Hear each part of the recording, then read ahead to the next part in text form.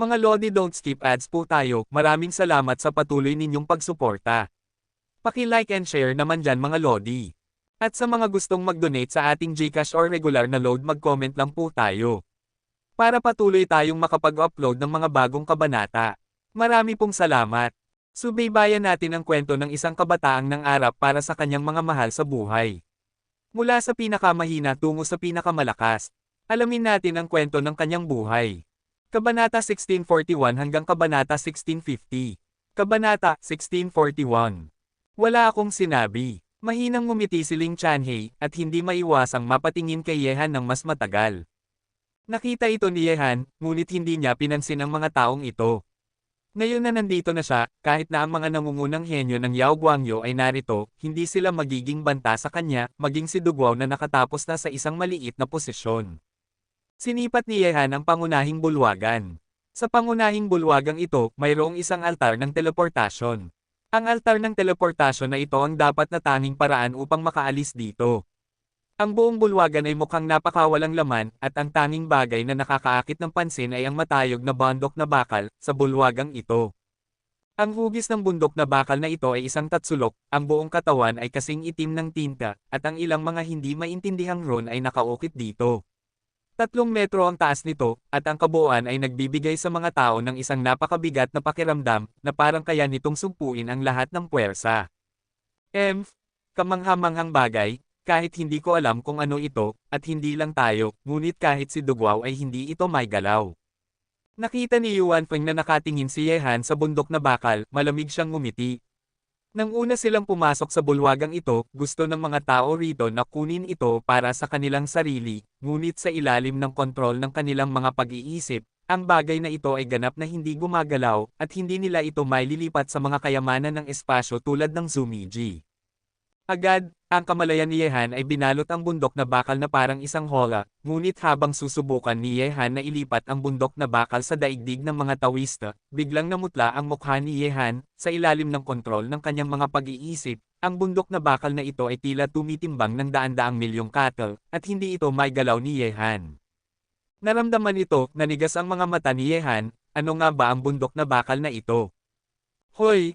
Ang swerte mo naman, nakakita ka pa ng napakagandang bagay.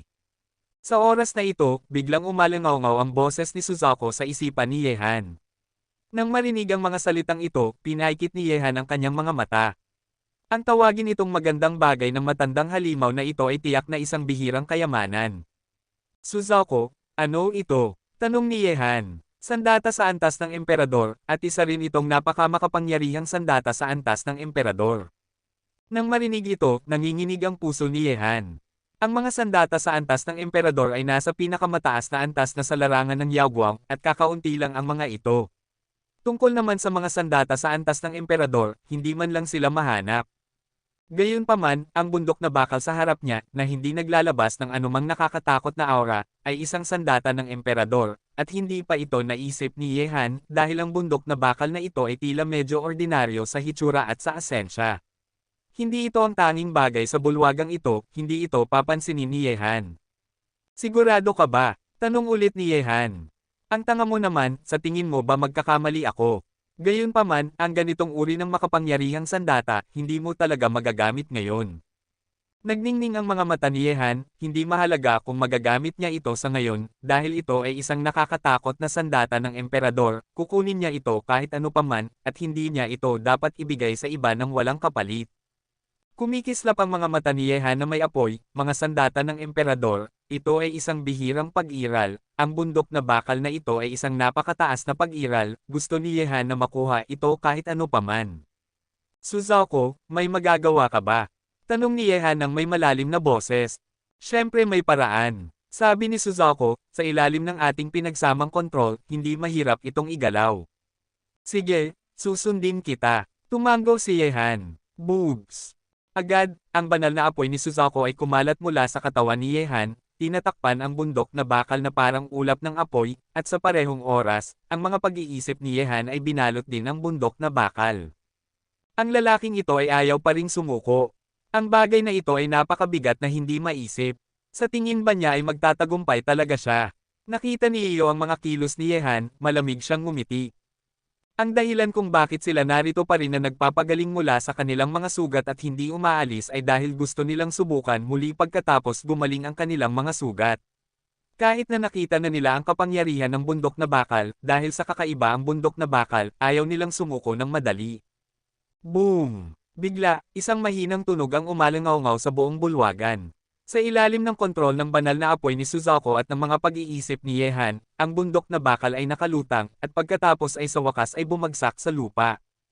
Gayunpaman, ang sitwasyong ito ay nagparamdam na sa mga mata ng mga henyo sa bulwagan. Magtatagumpay ba talaga ang lalaking ito? Pinapayuhan kitang tumigil. Natatakot ako na magkakaroon ka ng mga bagay kung ayaw mong tamasahin ang mga ito. Isang napakamalamig at mayabang na tinig ang lumabas sa bibig ni Dugwaw, at mayroong isang laganap na alon mula sa katawan ng ibang tao. Ang intensyon na pumatay ay kumakalat. Gayunpaman, hindi pinansin ni Yehan ang mga salita ni Dugwaw. Paano niya susukuan ang isang sandata ng emperador? Kabanata 1642. Sa isang iglap sa ilalim ng mapanuring mga mata ni Dugwaw at ng iba pa, ang bundok na bakal ay dahan-daang lumutang muli, mga 10 hanggang 20 sentimetro sa itaas ng lupa, umuugong at nanginginig.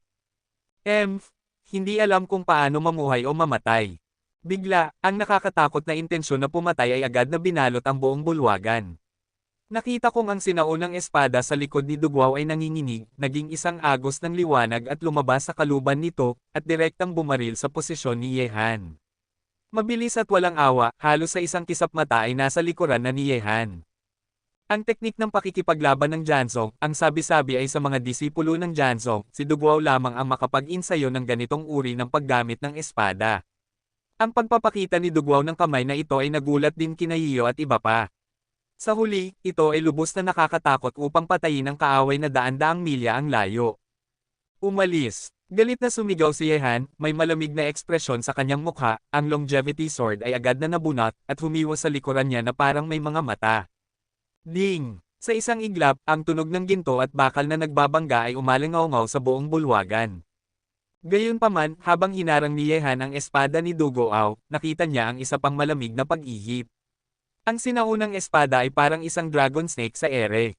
Sumasayaw, ito ay naging mga piraso ng mga anino ng espada, ganap na binalot si Yehan, ang nakakatakot na kapangyarihan sa pagpatay ay nagparamdam sa mga mata ni Yehan na lumubog, at hindi niya ginamit ang kanyang sariling kapangyarihan. Ang kontrol ni Dugwaw sa espada ay talagang kamangha-manghang mahirap.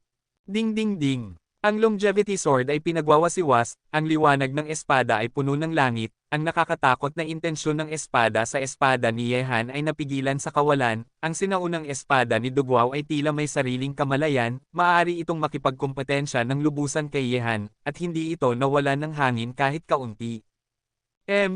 Intensyon ng espada, meron din ako. Bigla, nakakita ako ng isang nakakatakot na intensyon ng espada na namumulaklak mula sa katawan ni Dugwaw. Ang uri ng pamimilit na iyon ay pumihil sa intensyon ng espada ng buhay at kamatayan ni Yehan sa sandaling ito ay pinakawalan. Pangatlong antas na intensyon ng espada. Ang mga mata ni Yiyo at iba pa ay nanigas, ang intensyon ng espada ni Dugwaw ay umabot na sa antas ng nakakatakot na pangatlong antas na intensyon ng espada, at kahit ang mga mata ni Yan Yulan ay nagpakita ng kaunting sorpresa. Maliwanag, hindi niya inaasahan na ang mga nagawa ni Dugwaw sa intensyon ng espada ay umabot sa ganyang antas. Agad, tiningnan ni Yan Yulan si Yehan. Kung ikukumpara sa pagganap ni Yehan sa mundo ng kalawakan, ang pagganap ni Yehan sa sandaling ito ay hindi kasiya siya. Sa isang iglap, naramdaman lamang ni Yehan ang nakakatakot na pamimilit ng espada sa sinaunang espada na patuloy na pumapatay sa harap niya. Kung hindi niya gagamitin ang kanyang sariling lakas, hindi niya kayang patuloy na lumaban. Bukod dito, si Dugwaw mismo ay hindi gumawa ng hakbang. Sa ilalim ng gayong mga kalagayan, si Yehan ay maaaring mapigilan gamit ang Yuji Onsho at pangatlong antas na intensyon ng espada. Siyempre, gamit ang sariling lakas ni Yehan, ginamit lamang niya ang intensyon ng espada ng buhay at kamatayan. Ang pangatlong antas na intensyon ng espada ay talagang pambihira, ngunit iyon lang. Walang pakialam na tumingin si Yehan, at ang mga hibla ng gintong kapangyarihan ay kumalat mula sa kanyang katawan. Sa puntong ito, hindi na handa si Yehan na magtago. Bueno, dahil sa paghadlang ni Dugwaw, mahirap para sa kanya na makuha ang sandatang ito ng emperador. Para sa sandatang ito ng emperador, kailangan ni Yehan na makuha ito kahit na ibunyag niya ang kanyang pagkakakilanlan. Isang nakakatakot na gintong liwanag ng espada ang namulaklak mula sa katawan ni Yehan. Tulad ng isang gintong kulog, ang liwanag ng espada na iyon ay direktang sumugod sa sinaunang espada ni Dugwao. Sa ilalim ng kanyang espada, ang hangin sa paligid ay napunit. Halika, ang presyon ng paggamit ng espada na sumasakop sa hangin ay agad na nawala. Ito ay Jinjili. Siya si Yehan, siya talaga ang hayop na ito. Sa isang iglap, si Yuan Feng na natalo ni Yehan ay agad na nagmukhang malungkot. Nagulat, ang malamig na intensyon na pumatay sa mga mata ni Dugwao ay agad na pinakawalan, at ang mga mata na parang talam ay tumitig kay Yehan. Siya nga, huminga ng malalim si Yan Yulan. Sa oras na ito, sa ilalim ng kanilang mapanuring mga mata, nakita nilang may mga bughaw na ugat na lumilitaw sa noo ni Yehan. Matapos pansamantalang maalis ang paghadlang ni Dugwao, sa ilalim ng pinagsamang kontrol ni Yehan at Suzaku, ang bundok na bakal ay muling tumaas. Dahan-dahan siyang umakyat, at sa wakas ay direktang nawala sa bulwagan. Matapos gawin ang hakbang na ito, kahit na ang noo ni Yehan ay puno ng pawis. Sa isang iglap, tiningnan ni Yehan ang likuran niya. Matapos mabunyag ang kanyang pagkakakilanlan, naramdaman na niya ang ilang mga nakamamatay na mata na nakatitig sa kanya. Ikaw nga, dahan-dahang tumayo si Dugwao, at sa isang galaw ng kanyang kamay, ang sinaunang espada ay automatikong bumalik sa kanyang kamay, at ang mga mata na puno ng intensyon na pumatay ay tila sa isubog na parang bulkan. Pinatay si Li Hanshan, pinatay ang aking 700 mga disipulo ng sekta ng espada, ang iyong kapalaran, ako, Dugwao, ang magpapasya ngayon. Natatakot akong wala kang kakayahang iyon. Malamig na ngumiti si Yehan. Ngayon na nabunyag na ang kanyang pagkakakilanlan, hindi na siya maaaring manatili rito ng matagal.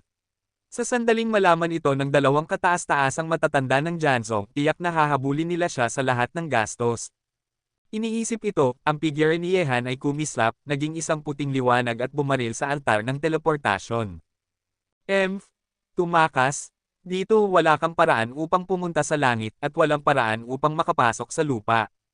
Ang malamig at mayabang na mukha ni Dugwao ay puno ng intensyon na pumatay, at pagkatapos makapasok si Yehan sa altar ng teleportasyon, sumunod siya at hinabol siya. Siya nga pala ang hayop na si Yehan, Terra na. Si Yuan Feng ay sumunod din ng malapit sa likuran. Lubos din niyang kinasusuklaman si Yehan at nais niyang patayin siya gamit ang kanyang sariling mga kamay. Nang makita ito, ang mga taong tulad ni Yiyo, Ling Chanhei, at Li Renxiao mula sa Lijian Villa ay isa-isa nang umalis.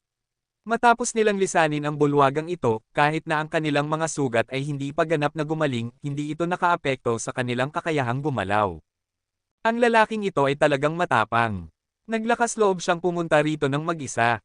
Ngayon na nabunyag na ang kanyang pagkakakilanlan, natatakot akong sapat na ito para sa kanya upang uminom ng isang palayok. Kabanata 1643. Sa buong bulwagan, si Yan Yulan na lamang ang naiwan. Gayunpaman, matapos ang pagsasanay kanina, nakabawi rin si Yan Yulan ng ilang kadaliang kumilos, at unti-unting umalis sa bulwagan. Matapos dumaan sa altar ng teleportasyon, dumiretso si Yehan sa kalangitan sa labas ng palasyo, at kumalat ang taisyo na may daang hakbang, naging isang agos ng liwanag at bumaril patungo sa malayong kalangitan. Sa sandaling ito, si Yehan ang unang dapat gawin ni Han ay ang umalis sa maliit na mundong ito. Sa sandaling makarating siya sa malawak na teritoryo ng sinaunang mga guho, mahihirapan ang Janzong na habulin siya. Bago iyon, hindi dapat mahuli si Yehan sa maliit na mundong ito. Kung gusto mong tumakas, depende kung may pagkakataon ka. Ngayon, tiyak na mamamatay ka. Sa itaas ng kawalan ng palasyo, lumitaw si Dugwao. Tiningnan niya ang likod ni Yehan, at isang panunuya at intensyon na pumatay ang sumilay sa kanyang malamig at mayabang na mukha. Agad, nakita niya ang kidlat na kumikislap sa kanyang katawan, at ang kanyang buong katawan ay tila nag-iba. Ito ay parang isang kulog. Ang bilis na iyon ay lubhang nakakatakot, sa isang kisap mata lamang, nasa kawalan na sa likuran ni Yehan. Napakabilis, karapat-dapat na maging isang maliit na master. Naramdaman si Dugwao na humahabol sa kanya mula sa likuran, ang mga mata ni Yehan ay malamig na kumislap. Matapos gampanan ng Taisho 100 steps, sa sandaling ito ang kanyang bilis ay halos daan-daang milya ang layo sa isang kisap mata, ngunit si Dugwao ay nakahabol pa rin, sapat na upang makita ang pambihira ng kabilang partido. Sa kawalan ng palasyo, lumitaw din ang mga taong tulad ni Yiyo, Yuan Feng, Ling Chanhei at iba pa. Pero na, sundan natin para makita, Ang hayop na si Yehan ay naglakas loob na lumitaw dito, tiyak na mamamatay siya. Sunod-sunod na umalis ang ilang mga figure. Sa itaas ng kawalan, ang dalawa ay naghabol at pagkatapos ay tumakas. Ang nakakatakot na bilis at kamangha-manghang intensyon na pumatay ay nakakuha din ng atensyon ng ilang mga practitioner na nangangaso ng mga kayamanan sa maliit na mundo sa daan. Hoy! Iyon si Dugo Ao, sino ang lalaking nasa harap niya? Nasa ganoong kamangha-manghang bilis pa rin siya sa ilalim ng paghabol ni Dugo Ao, isang maliit na master na tulad ni Dugo Ao.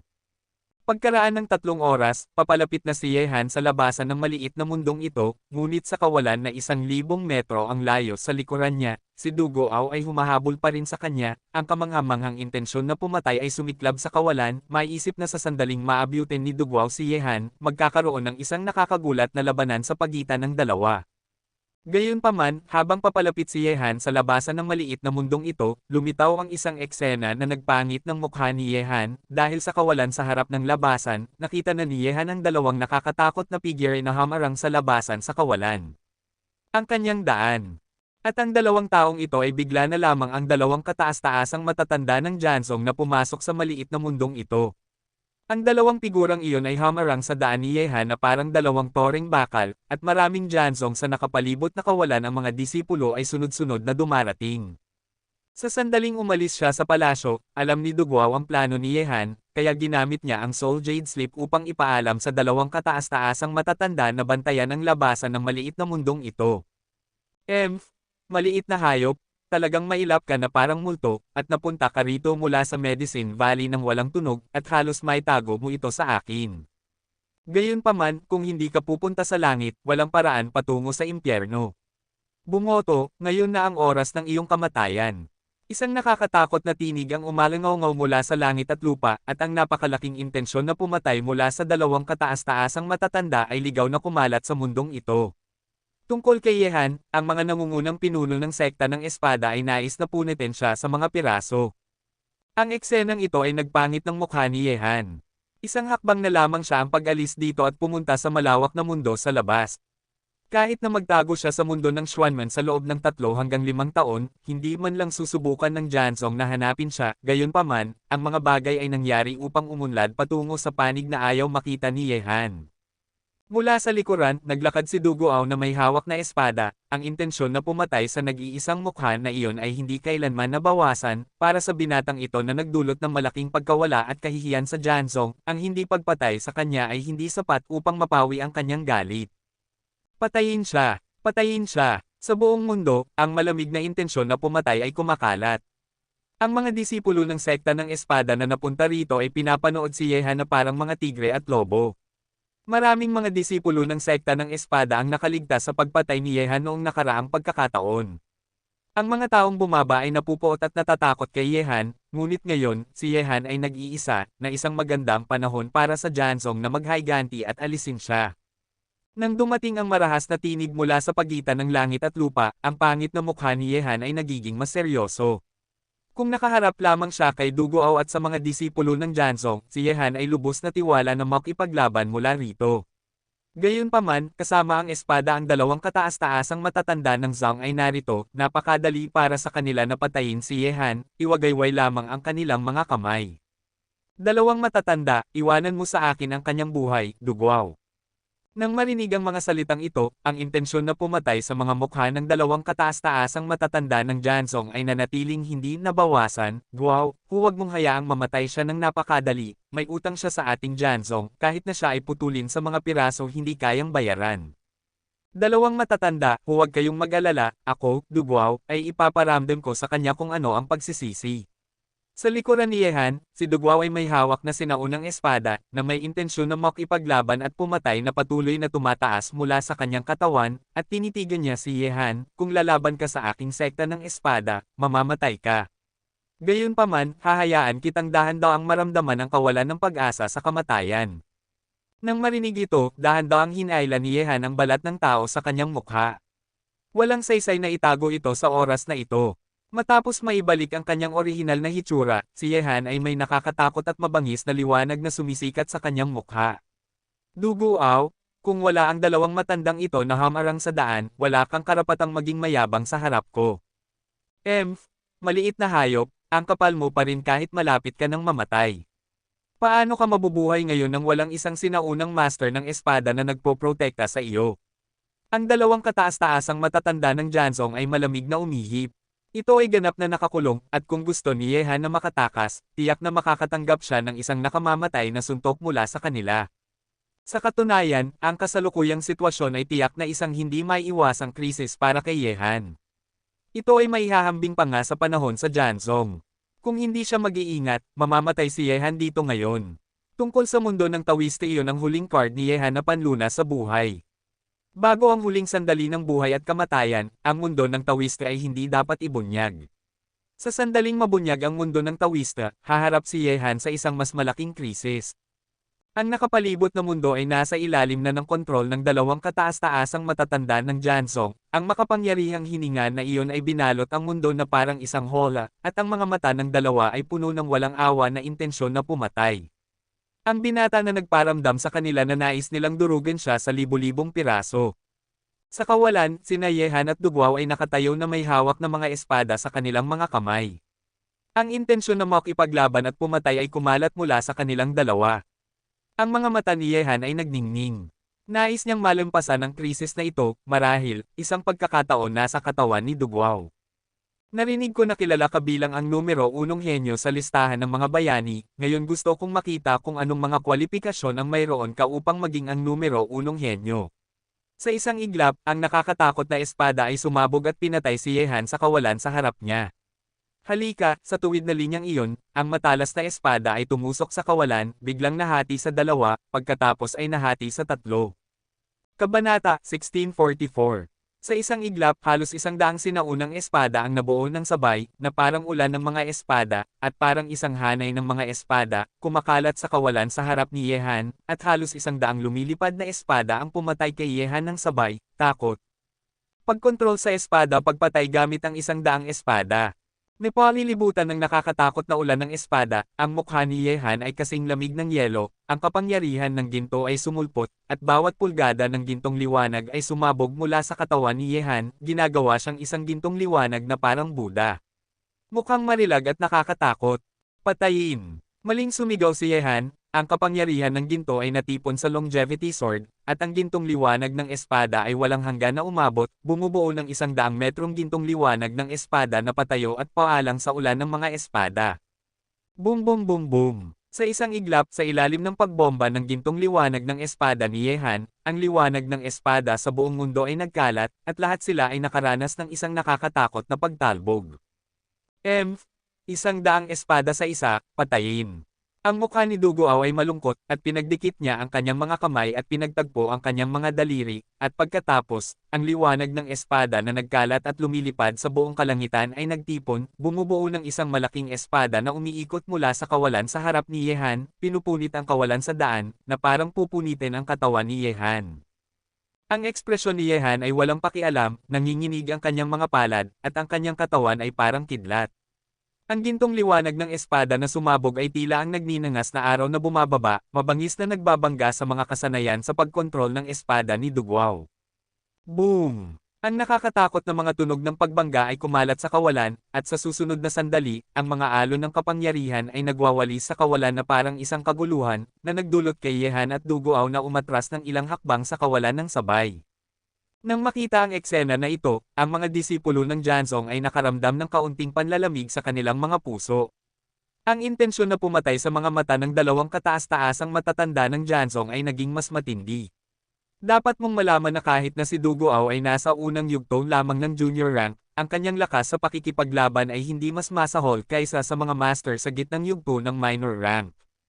Tungkol kay Yehan, siya ay nasa unang yugto lamang ng Concentration Realm, na nangangahulugang ang aktwal na lakas sa pakikipaglaban ni Yehan ay nakikipagkompetensya na sa mga master sa gitnang yugto ng maliit na ranggo. Banta, ang ganitong uri ng baluktot na lakas sa pakikipaglaban ay hindi makakahanap ng pangalawang tao sa buong larangan ng Yaoguam. Sa kawalan, ang dalawang mata ay parang apoy, at mabangis silang nagtitigan. Ang napakalaking labanan at intensyon na pumatay ay mabangis na pinakawalan mula sa kanilang dalawa. Sa unang paghaharap, maging si Yehan o si Dugwao, pareho nilang nadama ang kapangyarihan ng isa't isa. Bukod dito, bilang isang henyo sa paglilinang, si Dugwao ay hindi pa ginagamit ang kanyang pinakamakapangyarihang lakas hanggang ngayon.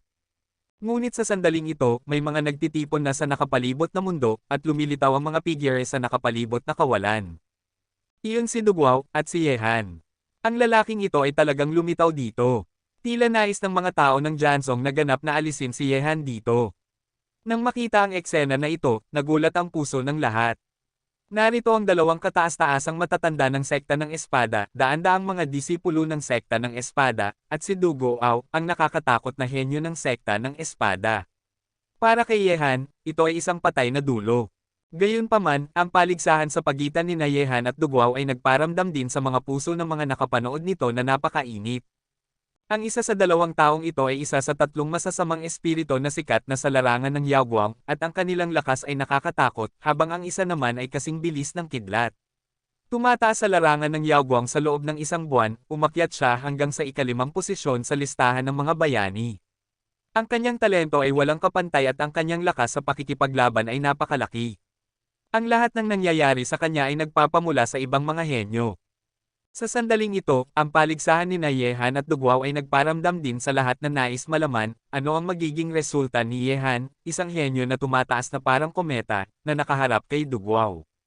Bigla, tatlong makapangyarihang figure ang bumagsak sa paligid ng mundo sa sandaling ito, at ang tatlong ito ay nakakatakot na kataas-taasang mga makapangyarihan.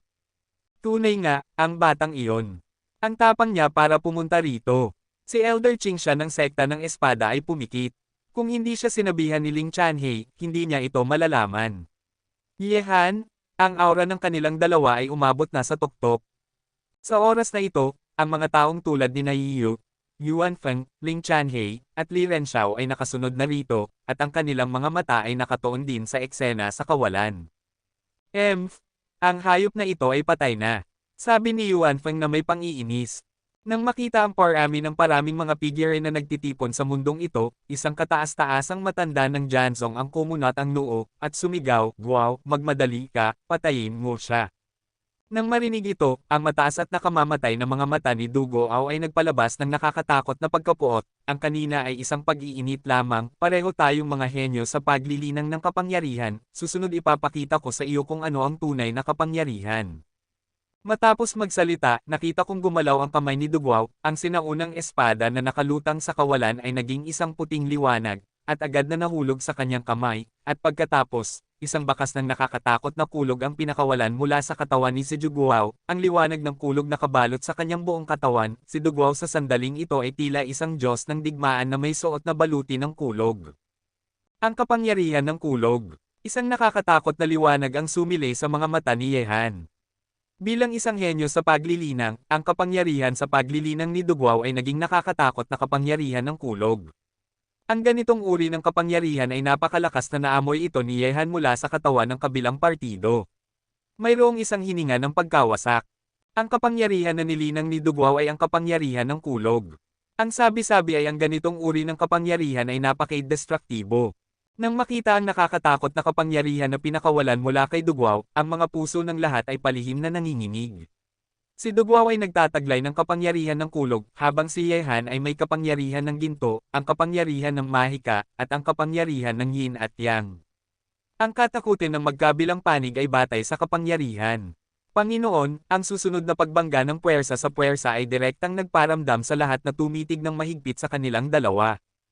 Kabanata 1645. Hindi ko alam kung may tsansa manalo si Yehan sa paligsahang ito. Ang kalaban niya ay si Dugwao na nakatapos na sa ranggo ng junior.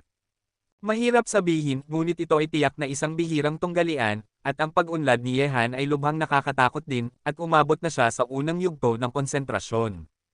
Sa oras na ito, isa pang malakas na tao ang lumitaw sa mundong ito, ang dakilang matanda ng Medicine Valley at ang Elder Huaying ng Ice Palace ay dumating kasama ang kanilang mga disipulo. Bata, medyo mahirap ito. Ang eksena sa harap niya ay nagparamdam sa dakilang matanda ng Yaogo na kumunat ang noo. Natuklasan si Yehan ng mga tao ng Jansong, at may dalawang kataas-taasang matatanda ng Jansong dito. Kahit na makialam siya, maaaring hindi niya maprotektahan si Yehan. Ang nangungunang henyo sa paglilinang sa larangan ng Yaguang, makikita ko ito ngayon, ngunit hindi ko inaasahan na sa ganitong sitwasyon, ngunit ang sitwasyong ito ay hindi isang magandang bagay para sa kanya. Sinuri ni Elder Huaying si Yeye. Isang sulyap kay Han at Dugwao, pareho silang pinakamahusay na mga henyo sa Yao Guangyo, ngunit sa sitwasyong ito, makikita ng sinuman na nasa panganib si Ye Han. Nais niyang malampasan ito maliban na lang kung may isang malakas na tao ang lalabas upang protektahan siya. Ate, hindi ba ang hayop na ito ang baliw na nakita natin sa Yinyang Underground Palace noon? Sa tabi ni Elder Huaying ay nakatayo si Yan Yulan at ang babaeng may malaking kutsilyo sa kanyang balikat. Sa sandaling ito, ang babae ay sumulyap kay Yehan, maliwanag, naaalala pa rin niya si Yehan. Tumango si Yan Yulan at hindi niya inaasahan na ang unang henyo ng Jianyao Guangyo ay ang binata na nakita nila sa Yinyang Underground Palace. Ang puntong ito ay nagparamdam kay Yan Yulan na lubos na nagulat at nasindak dahil si Yehan na nakita niya noon ay nasa estado lamang ng pagtitipon, at sa maikling panahong ito ng kalahating taon, ang kabilang partido ay talagang tumama sa estado ng konsentrasyon at sunod-sunod na tinawid ang langit. Ang kaharian ng mga tao, ang kaharian ng pagkakaisa, ang kaharian ng pagkonekta ng pag-iisa, at direktang umabot sa kaharian ng konsentrasyon. Ang ganitong nakakatakot na bilis ng paglilinang ay simpleng nakakagulat. Gayunpaman, alam ni Yan Yulan na ang pagkakaiba mula sa Yehan na nakita niya noon ay isa na lamang ang braso niya ngayon. Lumalabas na ang hayop na ito ay ang Yehan na iyon. Alam ko na dapat ko siyang binugbog sa Yinyang Dungeon. Kinagat ng babae ang kanyang mga ngipin, naaalala na si Yehan ay hindi nagbigay sa kanya ng anumang mukha sa Yinyang Dungeon. Bukod dito, binitawan niya ang kanyang mga salita noon, at tiyak na lalaban siya sa buong sahig kapag nakita niya ulit si Yehan, ngunit ngayon tila wala siyang ganitong lakas. Sa nakapalibot na mundo, parami ng parami ang mga figurang nagtitipon, tulad ng kataas-taasang makapangyarihan mula sa October Building, ang kataas-taasang makapangyarihan mula sa Lijian Villa, at ang Eagle Fort ay dumating na rin isa-isa. Sa ilalim ng titig ng lahat, nakita kong si Duguao na may nakakatakot na kulog na kumikislap sa kanyang buong katawan ay nanginginig, at ang kanyang mga hakbang ay humakbang sa kawalan, na parang ang Diyos ng kulog ay humahampas. At ang nakakatakot na liwanag ng kulog ay biglang kumalat mula sa kanyang mga paa, bumubuo ng isang nakakatakot na espada ng kulog na bumaril patungo kay Yehan na parang kidlat. Ipakita ang iyong pinakamalakas na lakas, at hayaan mong makita kung ano ang napakakatakot sa kapangyarihan ng ginto, ang kapangyarihan ng mahika, at ang kapangyarihan ng yin at yang, na sinasabing walang kapantay sa mundo. Dumating ang nakakatakot na espada ng kulog, sinamahan ng nagyayelong tinig ni Duguao, at ang aura ng kaiabangan na iyon na lumampas sa mundo, na parang inihambing ang lahat sa mundong ito. Ang lakas ng pag-atake ni Duguao. Ang mga mata ng mga tao sa mundo ay bahagyang nag-concentrate. Ayon sa gusto mo, ang ekspresyon ni Yehan ay walang pakialam, tulad ng talim ng isang espada. Nang ang espada ng kulog na parang kidlat ay sumabog patungo sa kanya, ang gintong kapangyarihan sa katawan ni Yehan ay sumigaw na nagiging isang gintong liwanag ng espada. Ang liwanag ng espada at ang espada ng kulog ay walang hanggan na lumapit mula sa magkabilang panig ng langit at lupa, at sa wakas ay may isang pagsabog, ang espada ng kulog at ang gintong liwanag ng espada ay sumabog ng lubusan.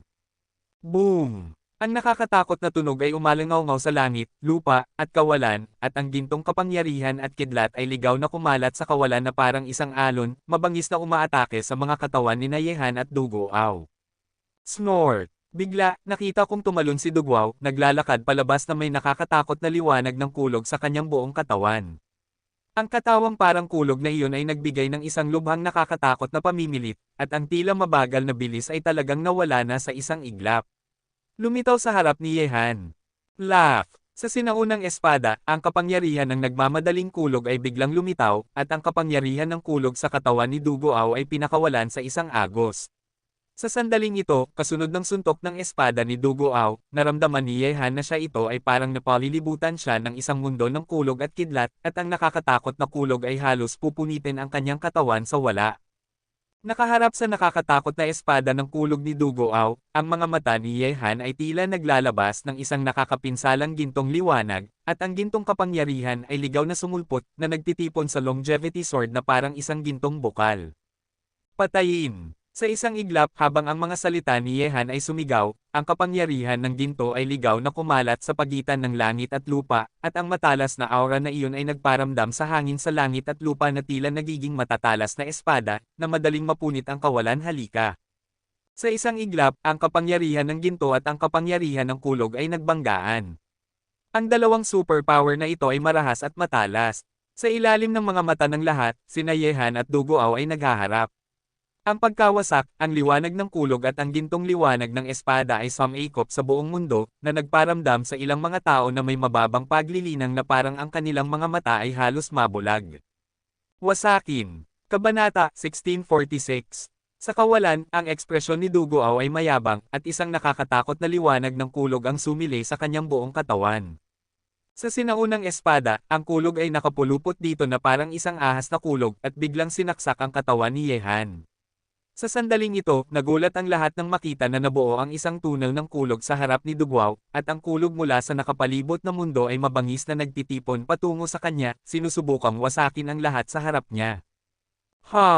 Seryoso ang ekspresyon ni Yehan, nanginginig ang kanyang katawan, at ang gintong liwanag ng espada ay direktang humiwa ng mabangis patungo sa bagyo ng kulog na sumaire sa langit at lupa. Rumble! Ang buong mundo ay tila nahati sa dalawang bahagi. Sa isang banda, ang langit at lupa ay umuugong ng kulog na sumasakop sa isang saklaw na 100 metro sa kawalan, habang sa kabilang banda, ang matalas na gintong kapangyarihan ay kumakalat, ginagawa ang kawalan na isang gintong karagatan. Sa sandaling nagbanggaan ang nakakatakot na pag-atake ng dalawang tao, bigla, ang marahas na kulog ay tila naging isang dragon na maaaring lumunok sa mundo, mabangis na binalot si Yehan na parang isang umuungal na bundok at ilog. Sa isang sandali, ang kapangyarihan ng ginto, na sinasabing walang kapantay sa mundo, ay napigilan ng kapangyarihan ng kulog ni Duguao na nagdulot sa katawan ni Yehan na umatras ng mabangis sa kawalan. Tila, nahaharap kay Duguao, si Yehan ay magiging mas mababa pa rin.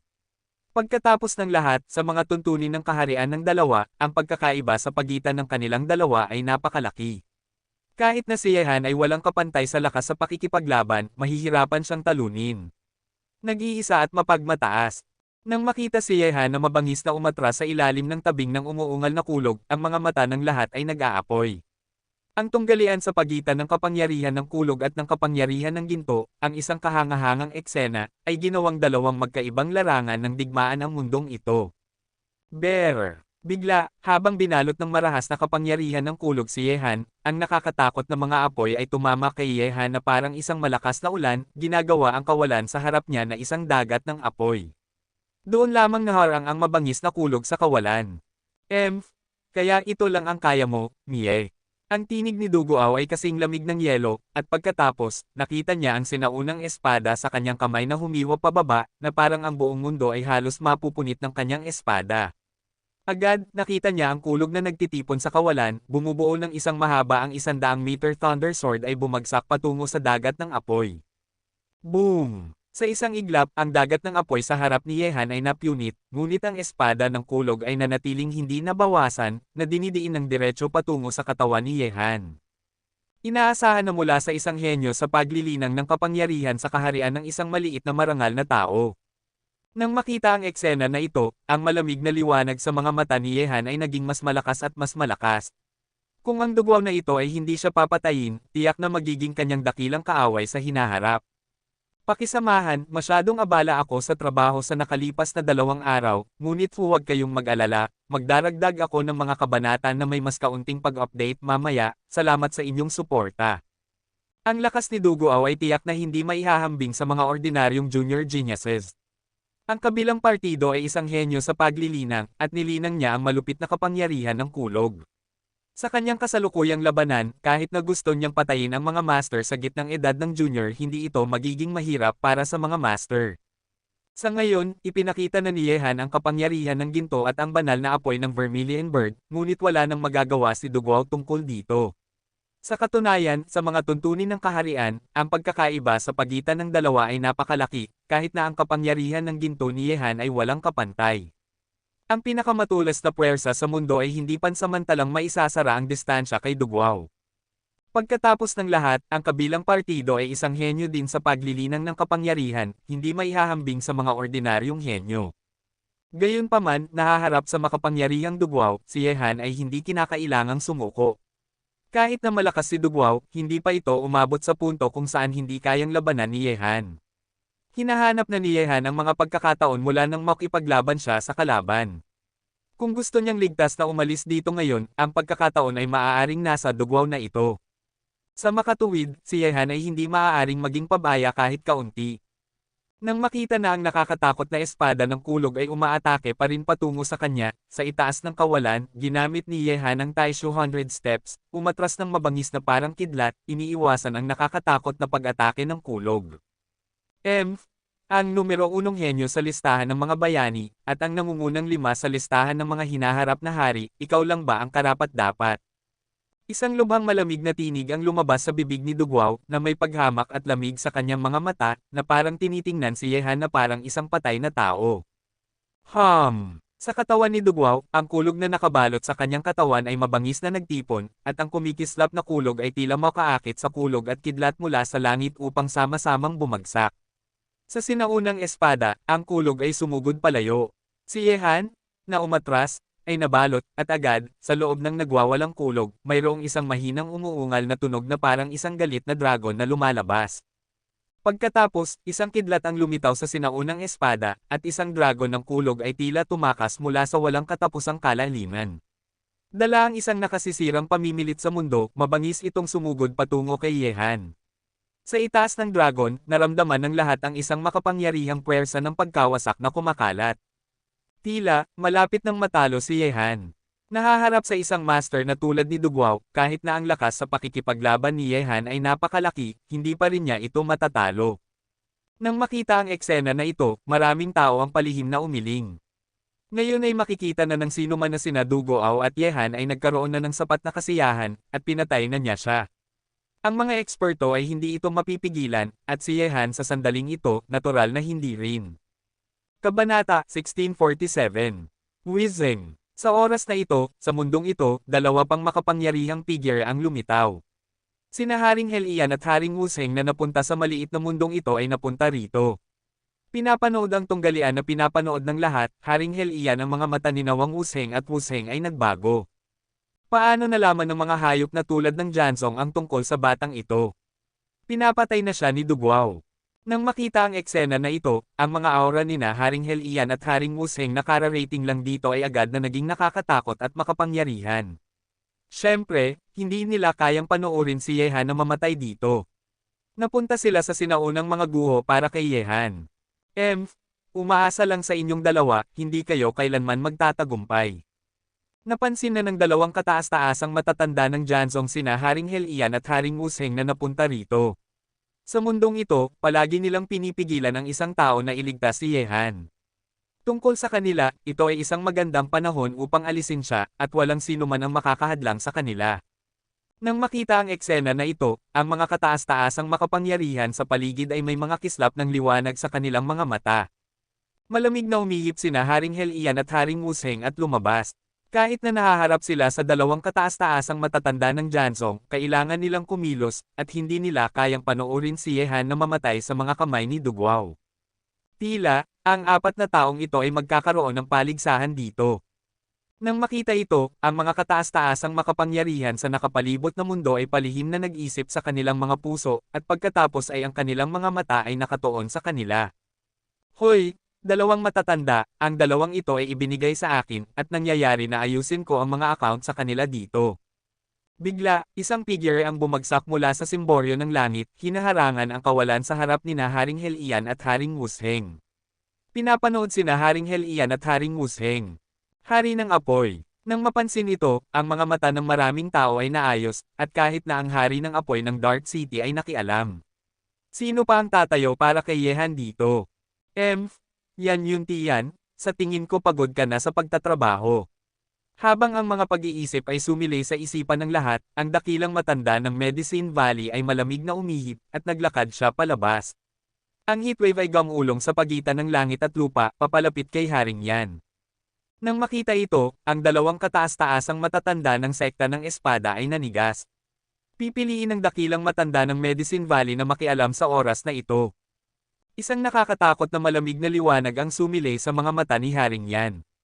Sa mundong ito, hindi lamang ang mga tao mula sa sekta ng espada ang ayaw mabuhay si Yehan, ngunit syempre ay handa siyang makita si Yehan na mamatay dito. Elder Yaoling, sigurado ka bang gusto mong makialam sa bagay na ito? Ang dalawang kataas-taasang matatanda ng Janzong ay mukhang malamig. Si Yehan ay isa sa mga matatanda ng aking Medicine Valley, paano ko, Yaoling, mapapanood na patayin ninyo siya? Ang matanda ay mukhang walang pakialam, at naglakad sa tabi ni na Haring Helian at ng kanilang dalawa, 3 laban sa 3, kahit na matalo sila, hindi sila matatakot sa isa't isa. Nang marinig ang mga salita ng dakilang matanda, ang mga mata ng mga kataas-taasang makapangyarihan sa mundong ito ay kumislap. Ang ilan sa kanila ay nakarinig na tungkol kay Yehan na naging matanda ng Yaogo. Ang pagkakakilanlang ito ay kumakatawan sa Yaogo. Sa anumang oras, ang Yaoguang Yaogo ang pinakaayaw na masaktan ng mga makapangyarihang puwersa. Sa kawalan, ang mga mata ng 6 na kataas-taasang makapangyarihan ay nagtitigan, at ang malamig na liwanag ay sumabog mula sa kanilang mga mata na parang isang malakas na baha. Ako, Janzong, ay tiyak na papatayin ang maliit na hayop na ito ngayon, at walang sino man ang makaliligtas sa kanyang buhay. Ang mga kataas-taasang matatanda ng Janzong ay mukhang mamamatay, at ang mga alon ng nakasisirang kapangyarihan na nakakagulat sa mundo ay namumulaklak mula sa kanilang mga katawan. Boom! Ang kakilakilabot na pagbangga ay umalingaw-ngaw pa rin sa paligsahan sa pagitan ni Yehan at Dugwao. Sa ilalim ng pag-atake ng nakakatakot na dragon ng kulog ni Dugwao, si Yehan ay hindi nakalaban, at umatras ng paulit-ulit sa kawalan.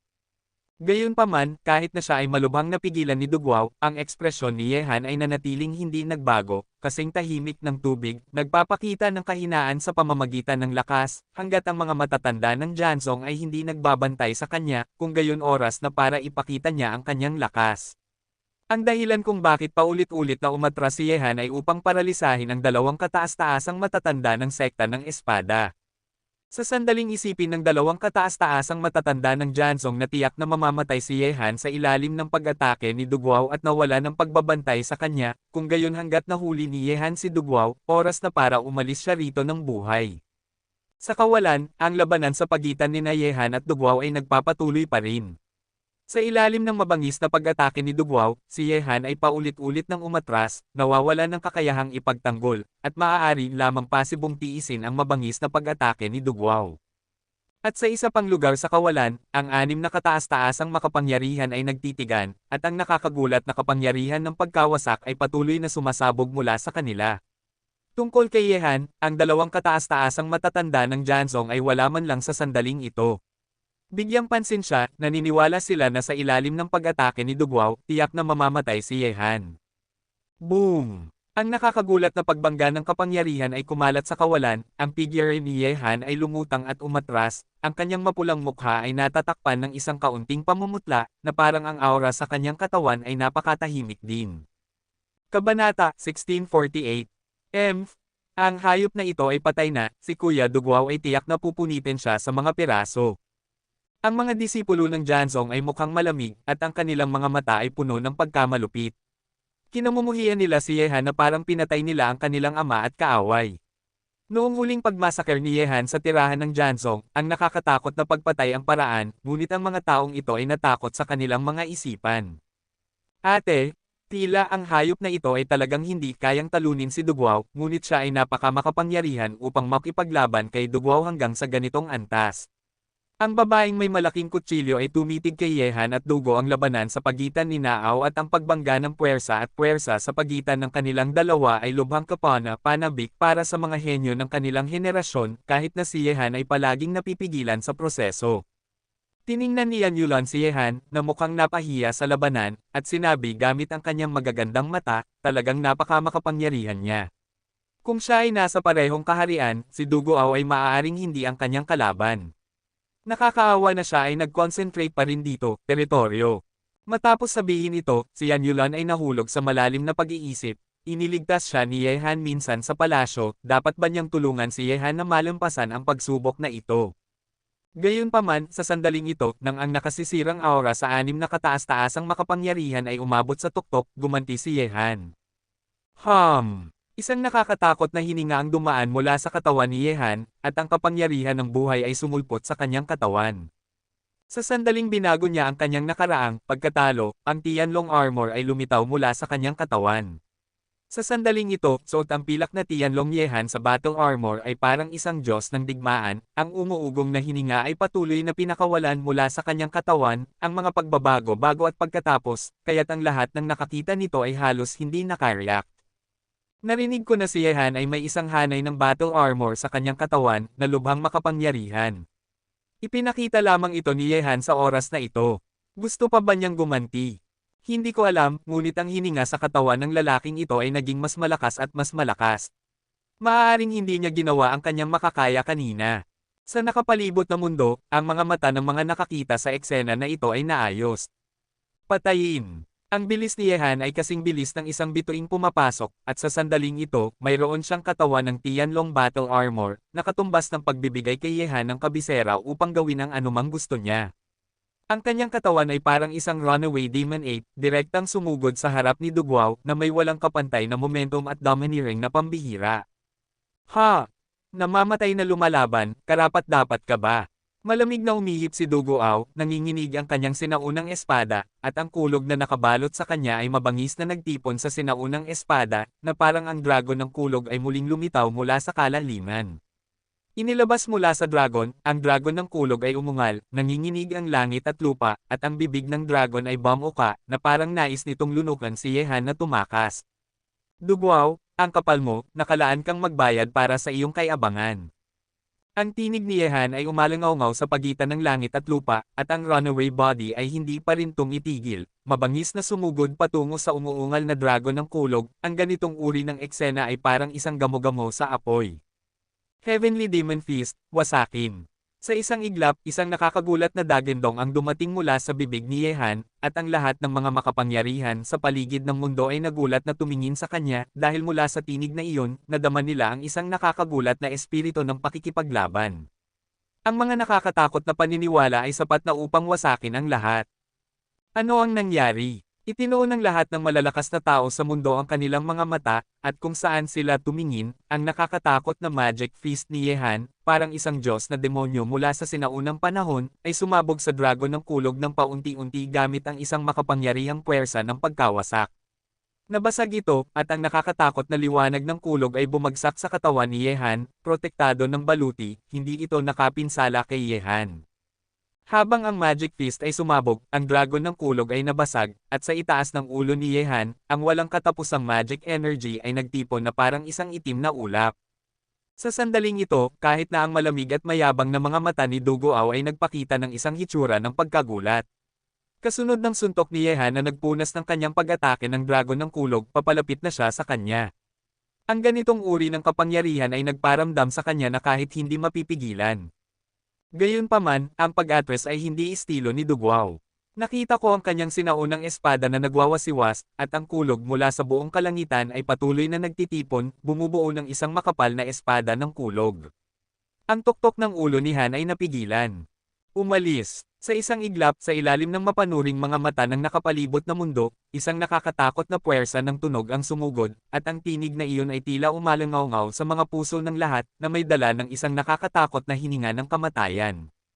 Boom! Ang pagbangga sa pagitan ng Demon Fist at ng Thunder Sword, ang kapangyarihan ng magkabilang panig ay mabangis na nagbanggaan na parang dalawang bomba, at ang mga alon ng kapangyarihan na iyon ay nagwawalis sa buong kalangitan. Nakita lamang na ang mukha ni Duguao ay namutla, at isang mantsa ng dugo ang damaloy mula sa sulok ng kanyang bibig.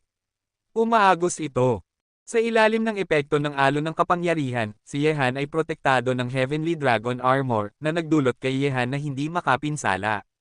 Ang kanyang mabangis na bilis ay hindi pa rin tumitigil, at mabangis siyang lumapit kay Duguao parang isang Diyos na demonyo. Ang kanyang kamao ay malapit nang tumama sa katawan ni Duguao. Hindi maganda. Ang eksena na ito ay tila tumagal ng mahabang panahon, ngunit sa katunayan ay tumagal lamang ito ng 1 o 2 segundo. Ang mga pagbabago-bago at pagkatapos ni Yehan ay nagparamdam sa dalawang kataas-taasang matatanda ng Jansong na tumugon lamang sa oras na ito, sa ilalim ng pagbomba ng nakakatakot na Magic Fist ni Yehan. Gayunpaman, kahit na kayang harangan ito ni Duguao, malubha siyang masasaktan. Kabanata 1649. Boom! Ang nakakatakot na Magic Fist ay walang awa na tumama sa katawan ni Dugwao, at ang kamangha-manghang kapangyarihan na iyon ay kumalat sa katawan ni Dugwao.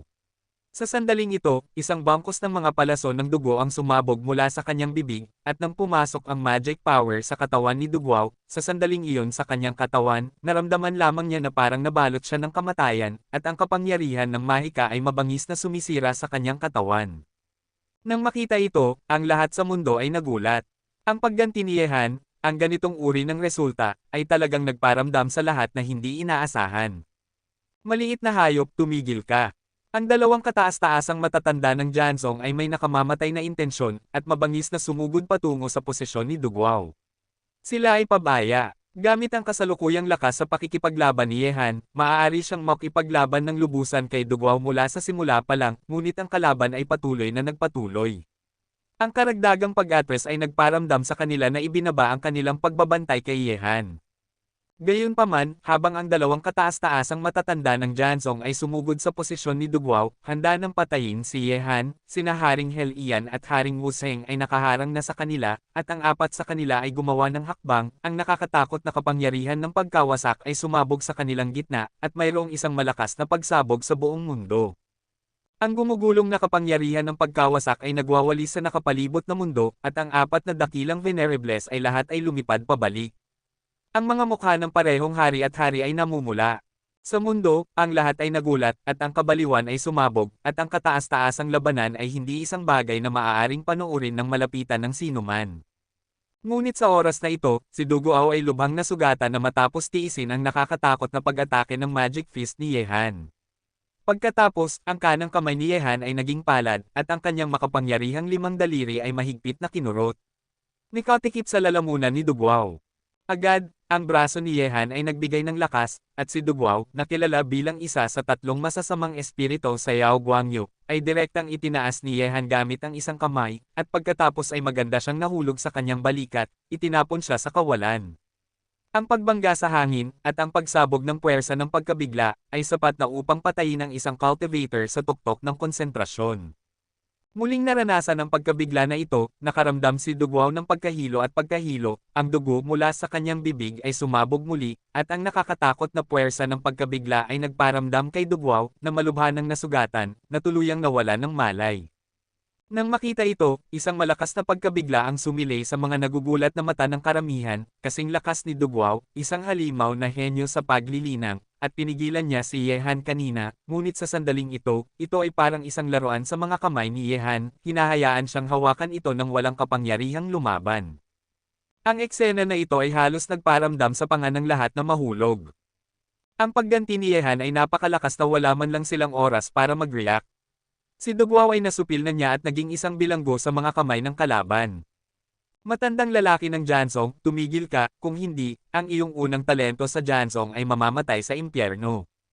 Nang makita ang dalawang dakilang matatanda ng sekta ng espada na sumugod patungo sa kanya na may nakakatakot na intensyon na pumatay, inilagay ni Yehan ang kanyang limang daliri sa lalamunan ni Dugwao, at malinaw niyang narinig ang isang tunog na parang nababasag ang mga buto. Maliit na hayop, paano ka nang ahas? Ang dalawang kataas-taasang matatanda ng Jansong ay mukhang galit na galit, at ang nakakagulat na intensyon na pumatay ay mabangis na binalot si Yehan. Siya ang aking anting-anting sa buhay ngayon, syempre hindi ko siya papatayin, ngunit kung sisirain ko ang kanyang dantian, sa tingin mo ba ay nang ahas ako? Ang ekspresyon ni Yehan ay malamig, ang nakakagulat na intensyon na pumatay ay sumulpot sa kanya, ang kanyang buong katawan ay nagparamdam sa lahat na kung siya ay madaliin, talagang sisirain ni Yehan ang dantian ni Dugwao. Nang makita ito, ang dalawang kataas-taasang matatanda ng Jansong ay lubos na nagalit, at hindi lamang nagawa ni Yehan ang isang matagumpay na pagganti, ngunit nahuli din niya si Dugwao bilang isang hostage sa isang sandali ng kapabayaan, kaya ang kanilang mga aksyon ay limitado na ngayon, pabayaan na lang patayin si Yehan ngayon. Gayunpaman, ang pagpapanatili kay Dugwao mula sa mga kamay ni Yehan ang pangunahing prioridad. Sa sandaling ito, sina Haring Helian, Haring Wuseng, at Elder Yaogo ay lahat ay huminga ng maluwag, at sumunod sa likuran ni Yehan isa-isa. Ngayon na hawak na ni Yehan si Dugwao bilang isang hostage, paano nang ahas ang Jansong na kumilos ng walang ingat? Ano kayang baliw, mayroon na siyang lakas upang harapin si Dugwao ng direkta. Ang paligsahan kay Dugwao kanina ay nagpapakita lamang ng kanyang kahinaan at pinaralisado ang dalawang matatanda ng sekta ng espada, dahil mula sa simula pa lang, siya ito ay kinakalkula na, kunin si Dugwao bilang hostage, at makalabas sa panganib. Ang mga puso ng lahat ay bahagyang nanginginig. Ngayon ay natural na maisip ng mga tao sa mundo ang mga kilos ni Yehan. Ang kalaban ay nagpaplano mula sa simula ng labanan. Hanggat darating ang oras, susugod siya at huhulihin si Dugwao na parang kidlat. Maaari nitong iligtas ang araw. Nahaharap sa isang mapanganib na sitwasyon, sa ilalim ng kontrol ng dalawang kataas-taasang matatanda ng Jansong, bago lumitaw sina Haring Helian at iba pa, ang sitwasyon kanina ay masasabing tiyak na kamatayan para kay Yehan, ngunit, sa sitwasyong iyon, si Yehan ay mayroon pa ring ganitong nakakatakot na pag-iisip, na nagparamdam sa maraming tao ng panlalamig sa kanilang mga puso. Sa nakapalibot na mundo, may iba't ibang mga ilaw sa mga mata ng mga kataas-taasang makapangyarihan ng lahat ng pangunahing puwersa. Sila ay walang kapantay sa talento at higit sa karunungan. Sa sandaling ang isang tao ay maging isang kaaway, ito ay magiging isang napaka-nakakatakot na kaaway. Ate, ang hayop na ito ay masyadong tuso, ngunit siya ang una na makakatalo kay Dugwao ng ganito sa buong henerasyon ng kabataan ng Yao Guangyo. Mayroong isang pahiwatig ng paghanga.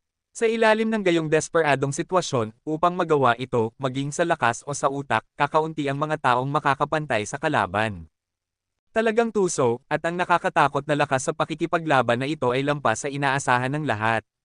Pagkatapos ng oras na ito, kahit na mabuhay si Dugwao, siya ay mababalutin ng kanyang anino. Tahimik na sinabi ni Yan Yulan isang tunog, kasing lakas ni Dugwao ay hindi ang kalaban ng binata sa kanyang paningin, kung makipaglaban siya kay Yehan, mayroon ba siyang tsansa na manalo. Sa kawalan, ang lugar kung saan nakatayo si Yehan sa sandaling ito ay naging focus ng atensyon ng lahat. Ngayon na nahuli si Dugwao, ang sekta ng espada, na orihinal na may ganap na bentahe, ay naging maingat. Kung ipinagpipilitan nilang patayin si Yehan, kung gayon ang buhay at kamatayan ni Dugwao ay hindi mahuhulaan.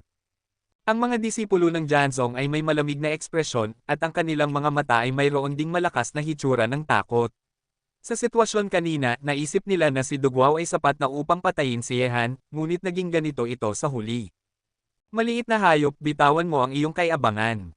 Ang mga mukha ng dalawang kataas-taasang matatanda ng Jansong ay kasing lamig ng yelo, at ang kanilang mga nakakuyom na kamao ay nagparamdam sa kanila na nais nilang punitin si Yehan sa mga piraso, at mayroon din silang pagsisisi sa kanilang mga puso. Mula sa simula, dapat nilang pinatay si Yehan, sa halip na pumayag kay Dugwao na harapin siya. Kabanata 1650. Hayaan mo siyang umalis. Ngumiti si Yehan at sinabi, matanda, sa tingin ko ay mali ang ininom mong gamot. Kung hahayaan mong umalis si Dugwao, sa tingin mo ba ay makakaalis ako ng buhay sa sinaunang mga guho? Hayop, ano naman ang gusto mo? Ngumiti si Yehan at sinabi, hayaan mong dalhin ko siya sa Dark City bilang panauhin, at palalayain ko siya sa loob ng ilang araw, kung hindi, ang iyong unang araw sa Jansong ay mamamatay sa aking mga kamay.